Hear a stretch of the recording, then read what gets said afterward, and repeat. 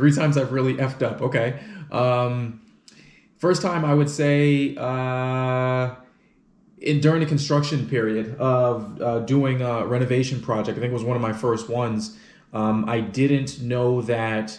My assumption was that when you clean out a building, when you go do a gut renovation, all the plumbing that we're pulling out, all the bad plumbing, all the plumbing is now new. You wouldn't have any plumbing issues. What I didn't realize is that it's a different company and it's a different situation from the house to the street, if that makes sense. You can have all your every bit of piece of plumbing in your house could be brand new. I've actually learned this on multiple occasions because sometimes I learn lessons the hard way.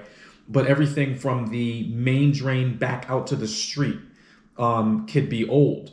And when you basically have a building that's sitting vacant for, let's call it 3 4 years, 6 months, it doesn't really matter if it's an extended period of time, the drain from the all the shit exits your house, water, blah, blah, blah, bad, exits your house, and it hits from your house down to the main sewer line, in the middle, typically in the middle of the street.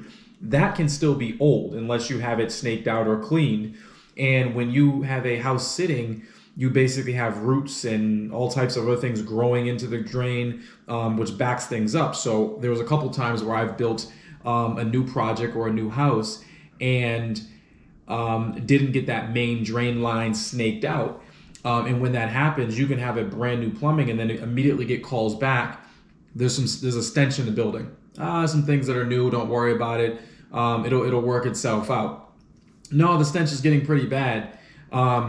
Willie, I think you need to come over here. There's shit flowing back up into the basement, and it's all over the place. So there was a couple times early in my career where I didn't get that main drain line cleaned out. I learned my lesson the hard way, and I ended up putting on, a pair of old boots, and getting a couple shovels and some trash bags, and basically just shoveling shit out of basements. So that was be the first time that I really effed up. Number two, I would say when I had some inconsistencies with the bank. I didn't pay attention enough to the mortgages that I was signing. Didn't understand all the clauses within the mortgages that I was signing, and made some adjustments in the ownership. It wasn't intentional, but the bank was pretty pissed off with me. And like I said, I thought I had ruined a really good, really profitable relationship. I'm not going to call it the banker right now, but it was a local community bank. And when you go out and you put a commercial mortgage on a piece of property, they lend the property to an LLC, and the LLC has an operating agreement. And my initial operating agreement basically said that I owned 100% of the piece of property. And later on, I think it was a year down the line, I ran into some financial trouble, so to speak, and I decided to sell off a portion of that piece of property to a friend of mine who came in with some cash and basically said, here's the cash to help you with your trouble. I now own a piece of that piece of property. Where I messed up, where I effed up, is I didn't alert the bank. I didn't pay attention enough to the paperwork or the mortgages I was signing, and that person bought a substantial amount, I think it was close to 50% of the particular property. I didn't alert the bank that, so when I go to refinance my property, the bank goes, technically you're in default right now. You didn't let us know that you weren't the only owner. There's another owner. We need their information as well. We need them to personally guarantee this loan and everything else. So I would say the reason I screwed up is because that wasn't the only one that I did. It was one other, and when they told me that I was in default, kind of threw me into a mental space where I was kind of just shut down and didn't want to mention the fact that I had done it on another loan. It wasn't really more or less because I was in financial troubles, more or less because I wanted to pull some cash out and diversify my portfolio a little bit more. But just not paying attention to the mortgages, not understanding everything that I was signing, and just not fully disclosing what we have. Luckily, it was a community bank. I went, at a later date, explained to them exactly what I was doing, why I was doing it.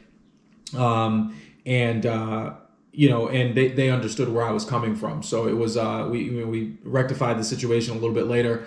But I would say that put me into 18 months of where I didn't really understand, or I said the relationship that I had with that bank was a little tarnished because of me not paying attention to what I was doing there. Number three, I would say have had a project shut down. Going back to construction, getting a construction project shut down. We had a major renovation. We were gutting about 4,500 square feet in Boston, pretty large building. And my demo crew didn't hire the best demo crew. They were throwing things out of the window. There was debris all over the place. Trash was flying into our neighbor's yard. It was pretty rough. Neighbors called, complained to the city. The city shut us down, and we had to basically, me and my development team, so to speak, basically had to go down to inspectional services and beg them to get us back up and running. They made us do all types of provide shoots, which we should have done in the beginning. We should have hired a better demo crew. We ended up firing our demo team because they weren't properly licensed.